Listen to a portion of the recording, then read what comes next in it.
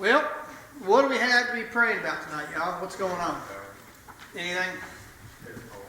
Anything? What? I thought you had I was going to call you Josh Jobs. I thought you had a turtleneck on. Anything happening? Anything going on? What about Mark's mother-in-law and father-in-law? Oh, yeah. Charlie. Yeah. What's his mother-in-law's name? Charlie, I don't know what her name is. And what is Charlie's name? I forgot. Ellis. Ellis. Yeah, Charlie Ellis. They had a, did y'all hear about their house caught fire last night? They, I just saw him at the dentist the other day. yeah, they Burn down. no, no, it did not burn the house down, but it's major damage. Well, see, It continues to the attic. there is a place to where you really need to plug up the water hose, because you'll have more damage, and sometimes hard to get the insurance companies to pay on that. He, they said it was late. Neighbor, his name Brody, I think, was out checking cows. He had some cows, I guess. It was birthing, I don't know.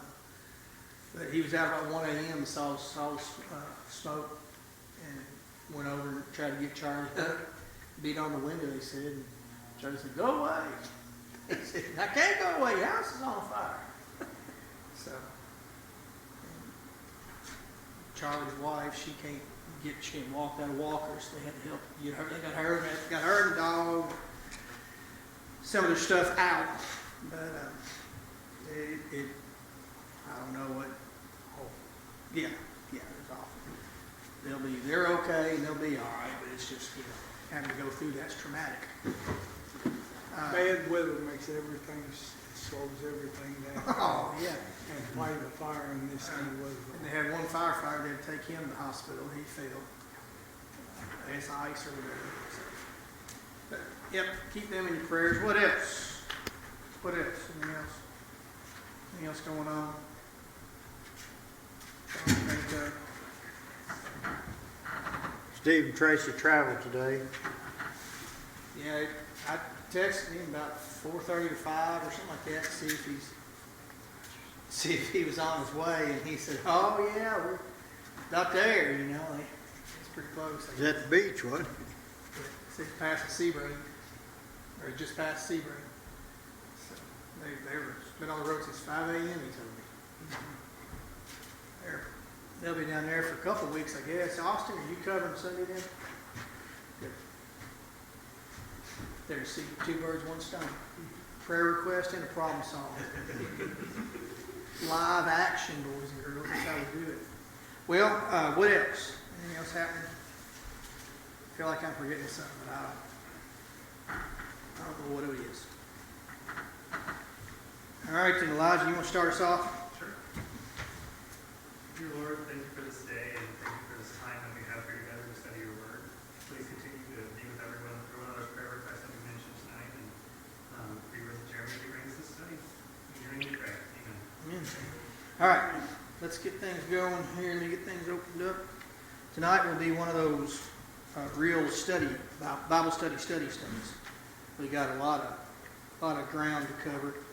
We're going to do some talking and reading and learning and such. Let me get down here to where I belong. Hold on. Sometimes these machines take a while to warm up. Y'all ever get like that? Here we go. Every morning. Solomon went after Ashtoreth, the goddess of the Sidonians, and after Milcom, the abomination of the Ammonites. So Solomon did what was evil in the sight of the Lord, and did not wholly follow the Lord as David his father had done. Then Solomon built a high place for Chemosh, the abomination of Moab, and for Moloch, the abomination of the Ammonites, on the mountain east of Jerusalem. And so he did for all his foreign wives, who made offerings and sacrificed to their gods. Wow. That's rough. That's rough. Solomon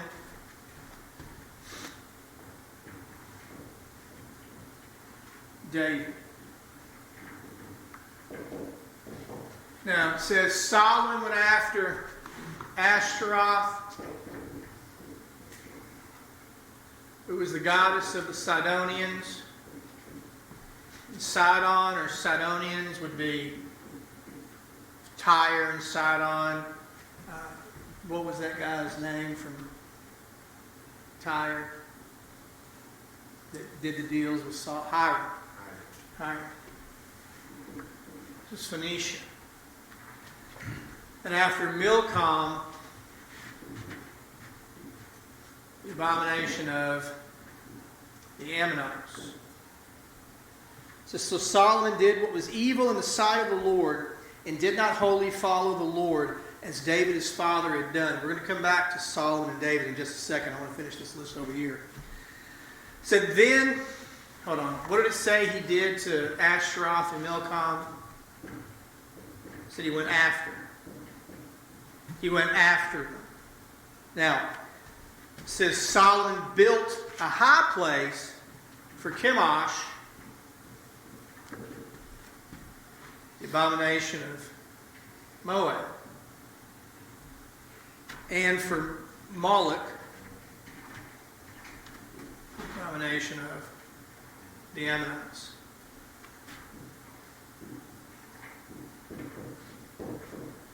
What did he build? High places. That means altars, temples. Well, actually, it's more than that. High places. It's a place where you would offer up a sacrifice. So I'm just going to say he built, I'm just going to use that word high place. If I keep writing sideways, I'm going to fall that way. Now I'm going to skip the last verse, and we'll come back to it in just a second.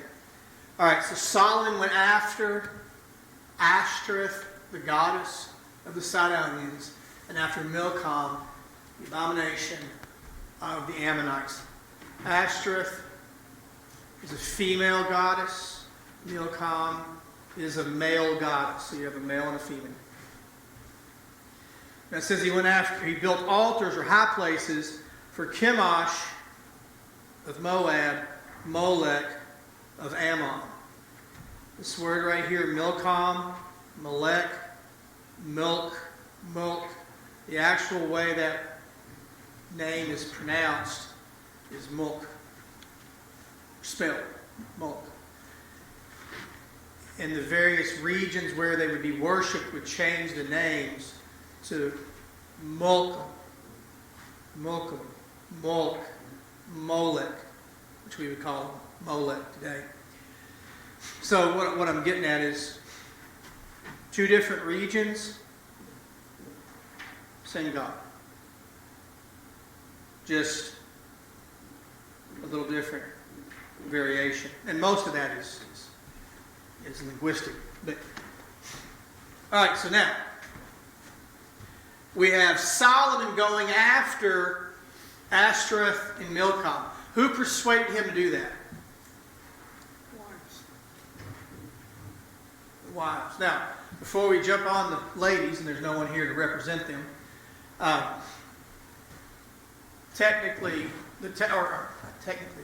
the issue here was that It's Solomon's failure. Oh, it's Solomon's failure, yes. Did God tell Solomon not to marry a woman outside of Israel? Yes. And why would that be? Why is that? Said they were more after their gods. Beta Bane. Now, do not misunderstand my tone and tenor here. But there is a time and a place for what I'm about to say. Did God tell Solomon not to do said thing? He did. Did Solomon do it? He did. Did it go bad for him like God said it would go bad for him? Oh yes, it's going to go very bad for Solomon. So, had Solomon listened to the Lord, this could have been different. But this is how it went. Solomon, enticed by his foreign wives. Now, I know it's been like 26 months since we have had a Bible study on a Wednesday night. Really test your knowledge here, your retention, not water retention, your mental acuity.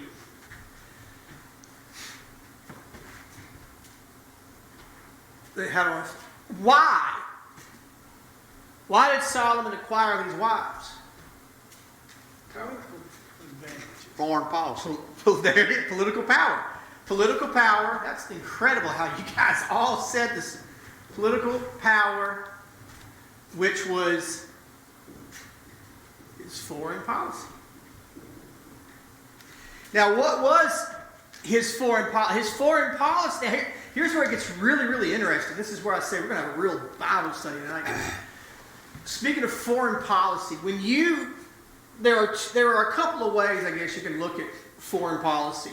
One is to, one would be to, like, I hate to use this term, but like colonization, which is basically the use of force, right?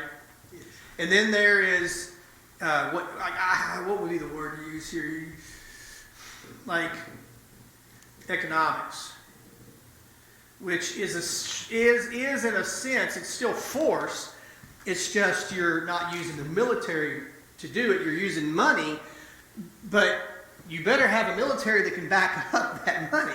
It's like the carrot, the stick. It is precisely, yes, yes. Where you are getting them to fight. You're not persuading. You're dictating. You're manipulating. But they're going by choice, not by force. So you are forcing them to do something against what would probably be their will.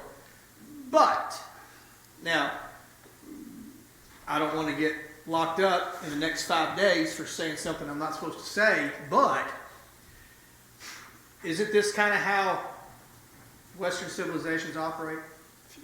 Economics. You are going to go to work tomorrow, and you're going to like it. When you get your check, you're going to pay your taxes, and you're going to like it. And then you're going to do it again next week. And the week after that until you die. That's, I know we're supposed to be talking about foreign, not domestic, but foreign policy. You want to have the upper hand. Solomon, man, you could spend a lifetime going over the life of Solomon. Solomon gave in to this wisdom that he had, that he allowed to be used for his own selfish, nefarious purposes. And he starts to concoct this plan that we've talked about infinitum. I'm going to marry these foreign women, and their fathers will be indebted to me. They will never want to attack me because their daughter lives here. And they will always want to do business with me because by the time I'm done, I am literally going to have a corner on every market, or a market on every corner. I'm going to, just call me Reese's Pieces instead of M&M. But you have this global power structure that Solomon is able to enact. And you better believe it's working. But when you have a foreign policy that is built on, what's the word I want to say here? What's the word I'm looking for? It's not assuasion, but to assuage you. When you're trying to, he's playing the game. He's working the system. He's not putting down. By putting down, I mean he's not saying, no, I will not allow you to influence me. He does the reverse of that, or the inverse of that. And he's like, I'm going to let you come into Israel and do whatever you want. As long as you're a good person and you're willing to work together with us, I will allow all of these different influences and all of these different ways of worship and gods and goddesses. What the Romans did? Why, yes. Why, They yes. got their own people when they took a country over. It's like you pay taxes to us, and you To collect the tax. pledge loyalty to us. You can kind of do what you want and keep your own. Well, in It's not England, just- England did that. That's England did. everything that's done that. Yeah. Hitler, if he'd been successful, think where we'd be today. You know, And look at us, yeah. U.S., look at the U.S. I mean, you know, I understand that the system keeps the wheels going, but, you know, let's not pretend like we're not a part of it. You know, we're not engaged in that ourselves currently. Yeah, we have not grabbed people, but I don't know how long that's gonna last for we do. Well, you know, when you, I mean, we grabbed. no, I know what you mean. Right, I understand what you mean. I really do. I totally understand what you're saying. We've never gone and said, we're going to take Canada by force, and we're going to go take Mexico by force. We will allow you to be there and you to be there, but you're not going, and this is the American way. You're not going to screw us over. We'll play ball with you, but you're going to play fair. And if we're the ones footing the bill, building the machinery, innovating, we're not going to let you guys, you know, take this and rip off the technology, et cetera, et cetera. Yeah, man, this is I'm going to be honest with you, Josh. I think sometimes this is difficult for our minds to understand because in our culture, I mean, don't get me wrong, you got the doobies and the you know, the folks that want to mess with transcendental meditation and the soy mamas that are like, you know, into Hinduism and Buddhism and all that. But as a culture, that is,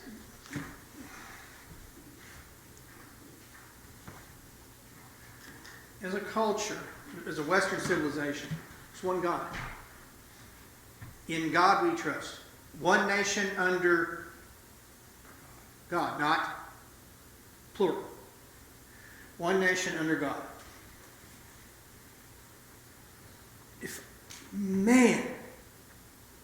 In fact, I wish my brain, I could just think of it and it would turn into a movie. Like I wish I could make my brain project movie. Okay, maybe I don't wish that. Like right now, I wish I could get you to see what we're about to talk about. I'm going to do my best to get this out. It starts with this. Well, it starts before that. It starts with this. The wives. He brings the wives in, and what do? Solomon, I miss my home. It starts with disobedience. Right. Yeah. Starts by taking it. Right, Which exactly. I would do that. And going back before the political power, foreign policy, colonization, economics, wives go all the way back to the very beginning. That's why God said don't do that, because he knew the problem. And Exactly. He does it, it's a problem. And remember from our studies before, Gary, that's exactly right. David lived by faith. What does that mean? I'm going to do what God said. Did David always do what God said to do? No. Did David come around and was that the desire of his heart? Yes, it was. Solomon followed his flesh. Whatever the flesh wanted, he followed. David, no doubt, I am full disclosure, when we discussed and talked about David, we were very open and transparent about David's moral failures. But his moral failures did not define him. What defined him was his faith. So, this is where it all went off the rails for Solomon. This is where the disobedience comes in. Solomon, he's so smart, he's so wise, he's going to devise, concoct a plan, and he's going to take over the whole world. That is his mindset. And by golly, if he didn't do it. Now, David, had no desire for that. None whatsoever. This has always been, this is where I wish I could make a movie with my brain. Because I'm thinking it, but I'm not sure how to say it. That's scary. Go all the way back to Genesis. How does God reveal himself to humanity? How does he reveal himself?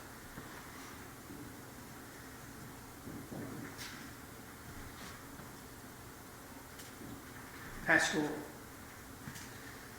Where were Adam and Eve at? The garden. The garden. And every day, what did God do? He came down every day. Every day to do what? To commune with them. What does that mean? You know what shepherds do? Shepherds let the sheep go.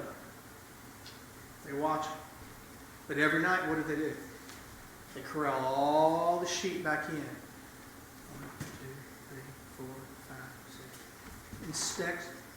Sorry, spit everywhere. Inspects all of the sheep as they come in through the gate to make sure they're not injured, sick, that they're eating, that they're not too thin. And as they all go through and pass inspection, then, or after they all go through and pass inspection, what does he do? Then he lays down and goes to sleep and guards the door. They get up the next day and do it all over again. What was God doing when he was coming down in the cool of the day? He was inspecting his sheep. How many sheep did he have? Technically he had one, because they were one unit.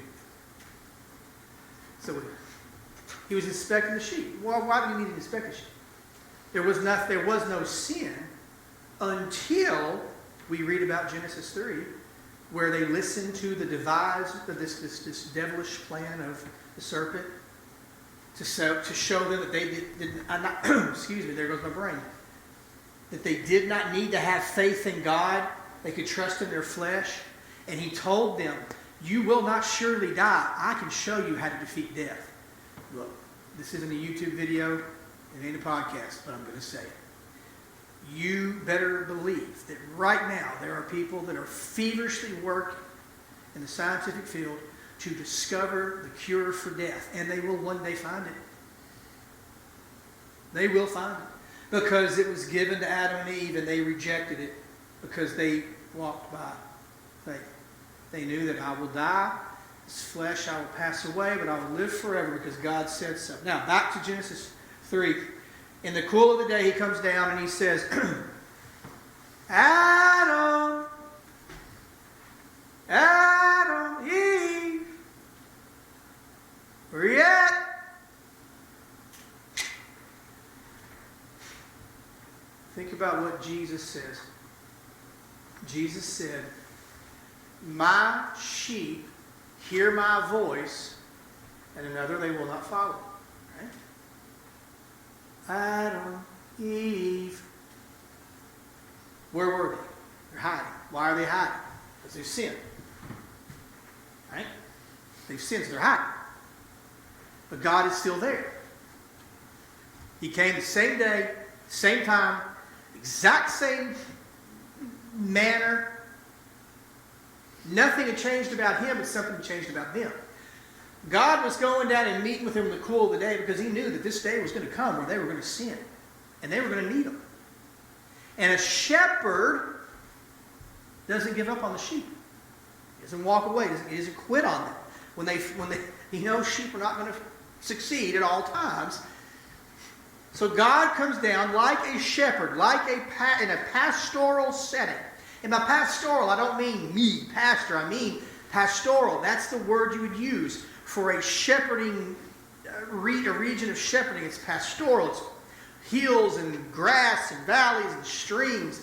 And here in this garden, God shows up to Adam and Eve and says, where are you?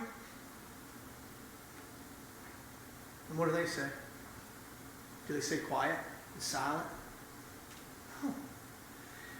My sheep know my voice, and another voice they will not follow. When they hear the voice of the shepherd, they know that he intends to help them, not hurt them. They weren't scared of the discipline. They were longing for the peace and comfort that he would provide them by healing or forgiving and removing their sin. Does he do it? Yes, he does. He sure enough does. And how does he do it? A sacrifice. A sacrifice must be offered. Now, not just any sacrifice, but the sacrifice that God, because God gives that sacrifice. He's the one that does the sacrifice this animal. Why does he do that? Because the sacrifice he is doing is showing Adam and Eve exactly how God is going to save all of their children and them one day. Absolutely nothing from Genesis to Matthew changes about the character of God. Nothing. From Genesis to Matthew, you see the ebb and flow of humanity. You see literally the flood. You see these great events take place, but the character of God and who He is stays the same through it all. And when Jesus appears, what does He declare Himself to be? I am the good shepherd. The shepherd lays down his life for the sheep. What does Jesus do? Just that. So in the garden, when Adam and Eve sin, they hear God's voice, and even though He says, why are you hiding? What are you afraid of? Well, we messed up. We did exactly what you told us not to do. We know you're going to kill us. I'm not going to kill you. There's going to be consequences because I told you not to do it. Because if you do it, then things are going to happen. It's really simple. You put your hand through a wall, you're going to hurt yourself. Don't do it. So, when you get into the meat of what happens there in Genesis, God is revealing His character, His pastoral character. A lamb is offered up, a sacrifice is given to cover the sin of Adam and Eve. And then Jesus appears, and He comes with no great pomp and circumstance. Absolutely nothing from the flesh to afford Him any comfort or any type of grandeur. He comes in a very, very, very mundane way. I mean, He appears and He's very mundane. I mean, He doesn't exactly appear in a mundane way. You know what I mean by that. And He has one objective. It's not to rule the world. It's to lay down His life for the sheep. So, from the beginning of Genesis all the way through, God has revealed or told His people there is one God. One God. Only one. In the garden, how many people are there? You have God and Adam and Eve. God reveals Himself to mankind in three persons: Father, Son, and Holy Spirit. Father above, Son with us, Holy Spirit within us. But there's one God, one and only one. How many gods does David worship? One. One God. What was David's role, or what was his occupation before he becomes a king? Shepherd. How did he lead the people? Like a shepherd. I'm going somewhere here. You got to trust me. So, Adam and Eve, they teach their sons the right way and the wrong way to do things. Well, you know what I mean. They teach them what to do and what not to do. I'm not saying they taught them how to do bad things. They have Cain and they have Abel. Abel becomes what? Keeper of the herds, or shepherd. When he offered his sacrifice, it was what? An animal. Cain brought fruit, produce.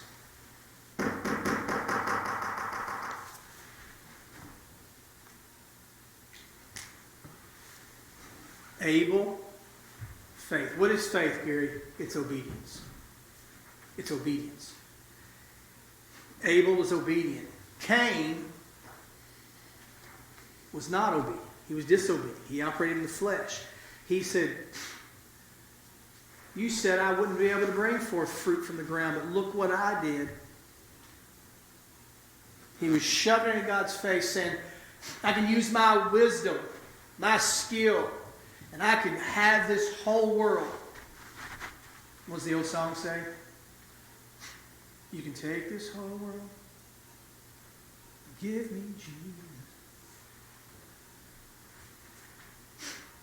Cain kills Abel.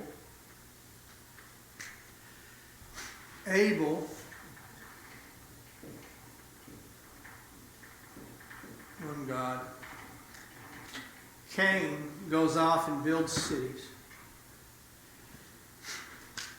creates these various pre-flood civilizations, or this civilization of multiple cities. How many gods do you think Cain worshipped?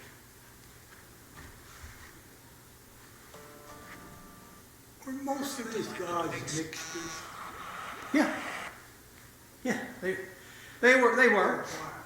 There was a, well, I'm going to explain, or I'm going to allude to that here, or cover that in just a second. Cain, being pre-flood, creates this civilization that dishonors God. Has no concern for him whatsoever. I cannot tell you anything about historical evidence that we have, or things that we have about Cain and what the pre-flood world looked like, because it all got covered up. It was destroyed in the flood. But I believe I can make a pretty safe assumption that whatever was going on before the flood that was disobedient, and whatever that was going on before the flood that was obedient, would bear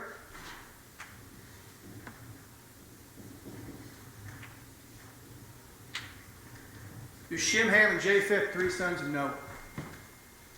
After the flood, there are the people of Shem, who would eventually lead to the children of Aber, that would be the forefather of the Israelites. They would follow after the one true God. Ham was his grandson, Nimrod, was a mighty hunter and establishes great civilizations, Akkad, Babylon, Nineveh, these great cities.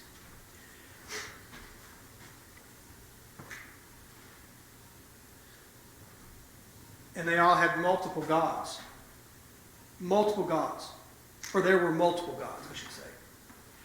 Now, the descendants of Japheth, pagans, they were just worried about building cities and living large, conquering the coastlands and building America. The worship after the flood had to have been very similar to the worship pre-flood. How did God tell Adam and Eve in the garden they were to worship? One God. And through the sacrifice of His Son would come salvation. It wasn't about building cities and solving all the world's problems. It was about pasture. Now, Everett pastored longer than I have. But I believe that there is something that he will agree with, that if we went back through the centuries and the millennia, that every pastor would agree with. It doesn't matter what problems you are able to resolve or solve in life, there are going to be more. So the goal of life is not to get it all figured out. The goal of life is to be prepared for the perfection that comes after this imperfect life that we live right now. So the goal is not to make this world perfect. The goal is to make ourselves secure in the life that's coming after this, because this world that we live in will all dissolve. It'll be rolled up like a scroll. The heavens rolled up like a scroll. And a new heaven, a new earth, and a new Jerusalem will be created. And there is when that, and then is where we will live in perfect peace. And that is our goal. What about the descendants of Ham and Nimrod, who would build these civilizations? They would have a multiplicity of gods, goddesses, that they would worship, that would be a twist and a turn of the truth of God's Word. You're all familiar with the epic of Gilgamesh? It's just a flood story. There is a Chinese story of the flood. There is an Indian story of the flood. The Greeks and the Romans all had stories of the great flood that flooded the earth. But the way they told the stories and the way that the spin that they would put on them was much, much different than what the truth of God's Word says, those stories, or how those events played out. Now, in Genesis chapter 11, you have the confusing of the human language, right? And the nations are 70 nations, right, are separated out of that. Whew, boy, I wish we had a long time.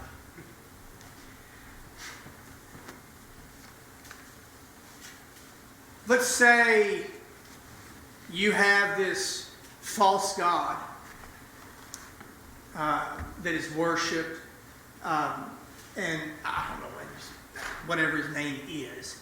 Everybody knows, because everybody speaks that same language. We don't speak the same language anymore. Now we have this multiplicity of different cultures. We have the same idea, just in a different name, or a different rendering. See these two guys here? Same God. Very, very similar name. Very similar name. Same God. So is this. Same God. It's the same thing. Exact same thing. Ashtaroth. It's the same as Astarte. Ishtar. Astarte. Ishtar. Get it? Ishtar, Ashtar. Astarte. Ashtaroth. Same gods. Same gods. Just different name. Now you get into Indian cultures. Woo, my goodness, they got a bazillion different gods and goddesses. They were like, you know what, man, we've done had so much fun with these other. Let's make more.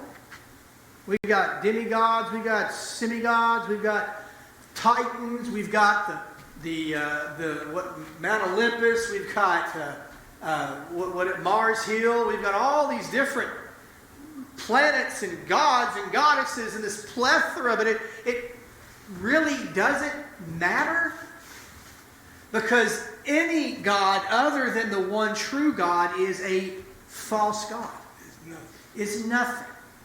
So, wow, time is not on our side, you know it? Solomon went after the goddess of the Sidonians and Milcom of the Ammonites.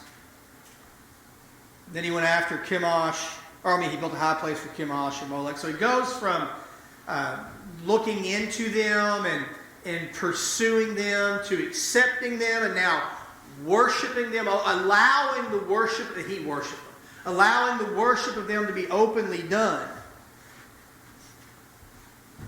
And of all places, on the mountain east of Jerusalem. Right there in the city. Now, are you ready for the kicker? The kicker. Remember we talked about the various gods that they would have had pre-flood. But if you want my honesty, this is just my opinion, you do with it what you want. I believe that the gods and goddesses that were being worshipped in the days of Solomon were the gods and goddesses that went back to Ham and his descendants, and at the turning of the changing of the human language, all these various different gods by different names. Trust me, you don't want to go down the rabbit hole. I encourage you to go home tonight and research. Go and Google. I was going to read some of them tonight. We're not going to have time to do it. I'll be able to, more than happy next week, to go through and explain the various gods and goddesses of Phoenicia and Canaan. Go and Google gods and goddesses of Canaan and prepare yourself. Nothing crazy. Just saying you'll go down the hole, man. I think the God he worshipped the most was himself, though. That's what all false worship is. It's a satisfaction of the flesh.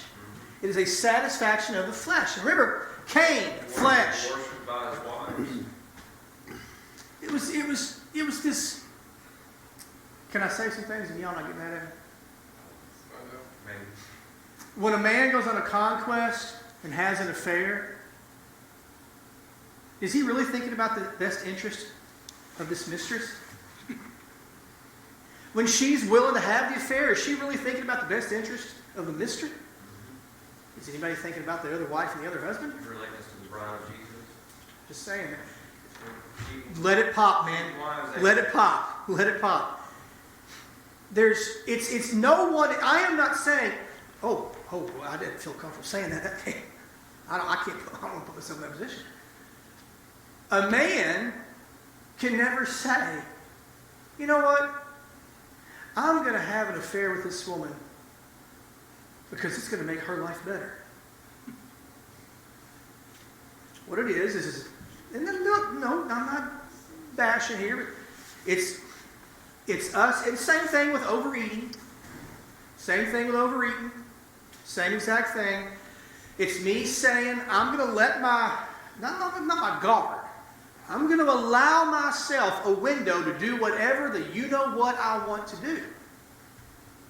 Nothing good ever comes from it, does it? Isn't that the lust of the Of course it is. That's the lust of the flesh, yeah. And when you allow that window to open, I guess you say, you let the window open or that curtain to come down, and you eat too much pizza, and you love every second of it, but then you get done, and you're like, oh, I feel like a beluga whale. And then the next day, you're like, oh, I don't feel so good. Then lunchtime comes, I think I'm going to eat 3 cheeseburgers. You feel me here? Whether it's cheeseburgers or chicks, it's the same thing. It's the same thing, man. Cheeseburgers, chicks, or change. It's all the same. Money's what I'm referring to, not never. Hear me out. Solomon, there's the board. Solomon brings in these wives. They bring in their gods. And we are told that Solomon started going after them. Why? Because they were appealing. They were appealing to him. Let me ask you this question. Have you ever gotten sucked into politics? I'm not saying you became a politician, but I'm saying you got so eat up with social media and I guess TV still exists and newspapers and media still exist. But you found yourself every waking minute. I know exactly what my favorite politician is doing, and I know what my one I don't like is doing. And you could give me a 4-hour dissertation on why this person is right and this person is wrong, but you couldn't tell me who the sons of Noah are. That was rude, but you get the drift. You found yourself getting sucked into it. Why? Why? What good do you get from going and spending $2,000 to watch some uncoordinated white girl that can't hardly play or sing a guitar? What do you get from that? What do you get from a politician who don't know your name, doesn't care about you, doesn't want anything, does not have any inkling of who you are? Why do we get sucked into that? Why? When I was a little boy, I used to have a Michael Jackson jacket. It was red and had the 1,000 zippers. yeah. The sleeves could come off of it, you know. And I had a glove. I had the glove, Michael Jackson glove. I went to school and I wore that jacket, my white t-shirt, my blue jeans. I went to private school. They called my mom. They thought we was poor and I needed clothes. I thought I was the coolest dude in the world. They thought I was homeless. But I was doing what Michael Jackson does. Had the black shoes, penny loafers. I could moonwalk. They thought I was slow or something, you know. Solomon, for whatever, the appeal and the allure of these foreign gods and goddesses, they got to his flesh. They appealed to it. What if I told you it gets worse? It's worse. Do y'all know anything about the Egyptian gods and goddesses?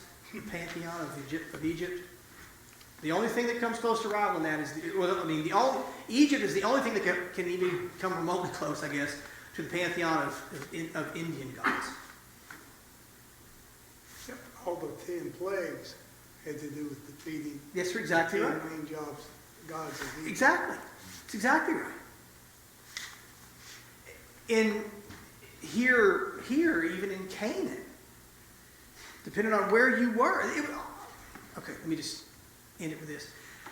Everything that starts here is brought over after the flood through here. And at the changing of the human language, now you have these various gods and goddesses being represented in different forms, different names, and different ways. An expansion of those gods takes place, and things get really, really, really, really, really chaotic. Right? Really chaotic. There's so many different gods and goddesses out there. By the time you come to the days of Solomon, and would you believe that God, I think in a way God used Babylon to crush a lot of this gods and goddess worship that took place in the world? Because after Babylon takes over Israel, you don't hear about them going after foreign gods anymore.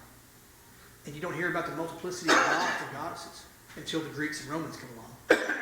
Now, you could argue Persia did have multiple gods. They really didn't either. But Babylon really did a number on the Middle East, I'll tell you that. But you think about the gods of Egypt, the gods of India, the gods of the Chinese, the gods of the whatever culture you want to pull up. Listen to what it says. If Solomon had wives from all over the world, listen to what this verse says. What's that say? He went after and built altars, places of worship, for all of his wives. All of them. That doesn't just mean Ammon and Moab. What I believe God is showing us here in this verse is, can y'all look up? Can you see up here? I'm gonna go into Van Gogh. Here's Canaan, right? Here's Phoenicia, Syria, Lebanon. Here's Moab, Ammon. Here's Edom. Where are these gods and goddesses represented at? Here, here, and here. What does this verse say?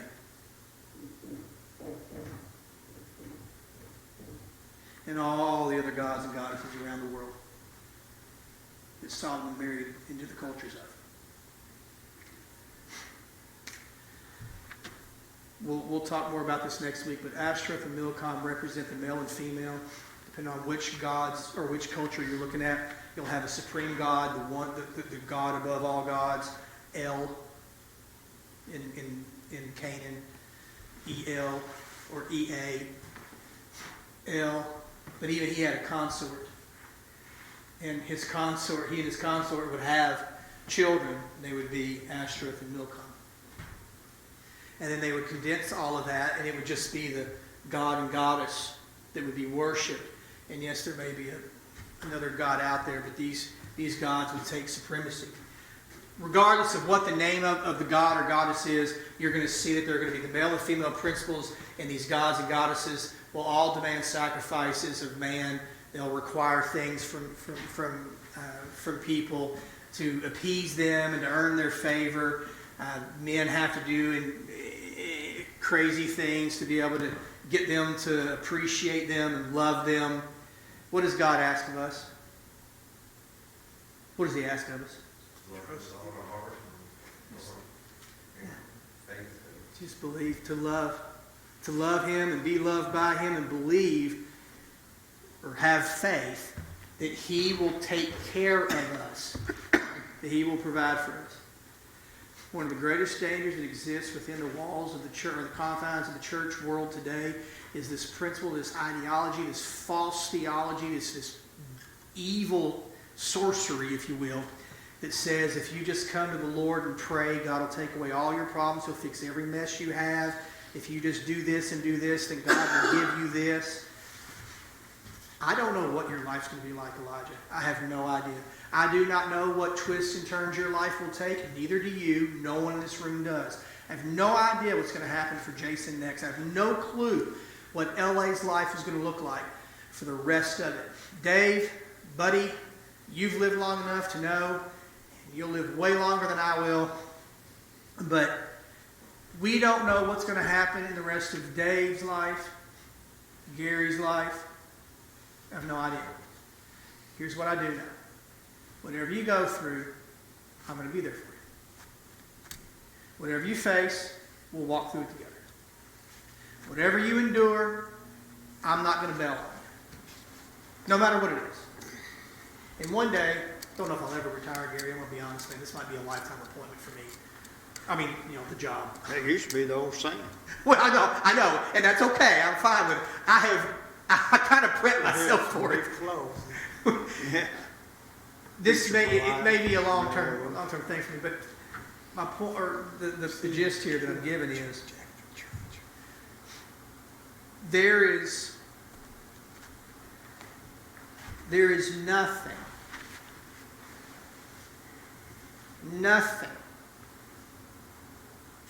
that is beyond the scope of us loving one another through and walking with one another through. If I ever were to retire and write a book and tell some stories, not give names, but tell some stories about things. Like, real quick, and then Austin, you're going to sing. I wish I could tell you all how you have ministered to me and helped me to be able to pastor a church.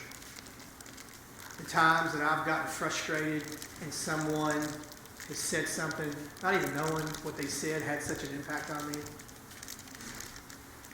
But I've come to this point where I understand that it doesn't matter what you do. Now look, I can't make you stay here and be a part of the church. You know what I'm saying? And, there are going to be people that are not going to stay here because they weren't here for the right reasons. You feel what I'm saying. But even then, we love them, right? We love them. Want the best for them. It is what it is. God doesn't quit on us. If we are His kids, He loves us, no matter what. As brothers and sisters, how then should we treat one another? Same way. You don't got to do anything to earn my love or my favor. I don't have to do anything to make Him love me or to get His attention. You don't have to do anything to get that affection from me as a pastor. And man, if we ever grab a hold of that, boy. It isn't about gaining, acquiring, impressing. Because if I'm being honest, sometimes I wish I could not be me. I wish my personality wasn't the way it is. I really do sometimes. I wish I could be more serious. But then I'm like, sometimes I'm too serious, But when I get around people, guys, when I'm sitting at a table somewhere and function in the community and we're just hanging out, I realize that people like the fact that I'm not so serious. Because they know they can open up and trust me. I'm genuine. I hope to, you know what I mean.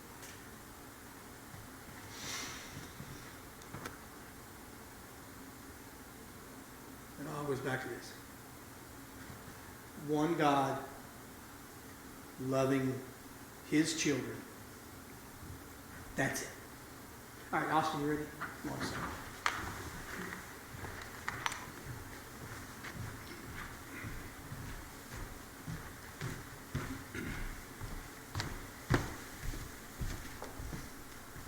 This could be back in here, what?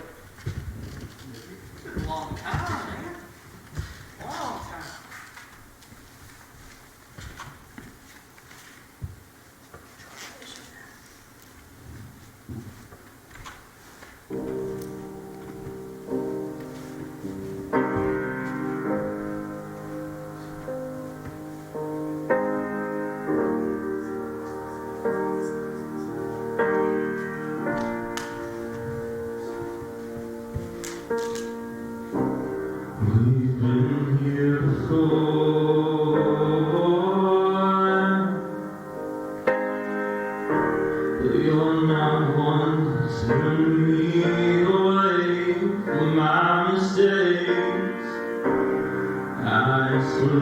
nothing more.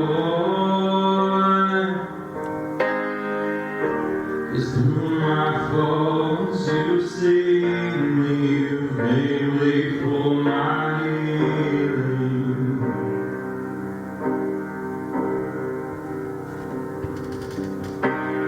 All I want is, all I need is to trust your power. 'Cause nothing is better. Save me from trouble, save me from trouble. I don't wanna live in cycles. I don't wanna live in cycles, in cycles. My heart's inside your hands,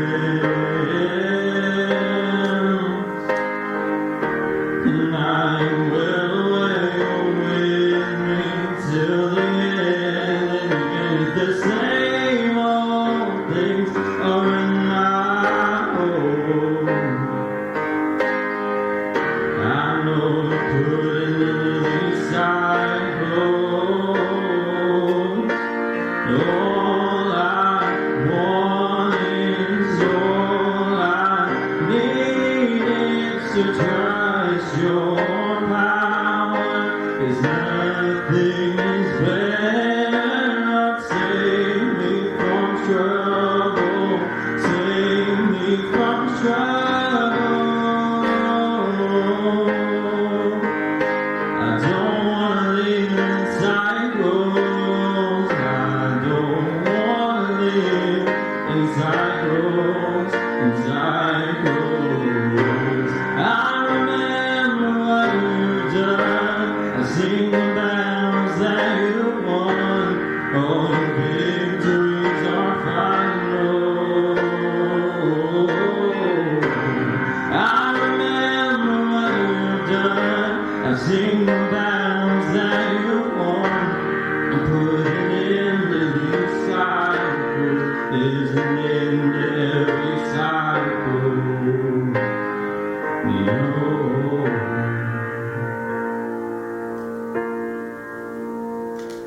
All I want is, all I need is to trust your power. 'Cause nothing is better. Save me from trouble, save me from struggle. I don't wanna live in cycles. I don't wanna live in cycles. I don't wanna live in cycles. I don't wanna live in cycles, in cycles.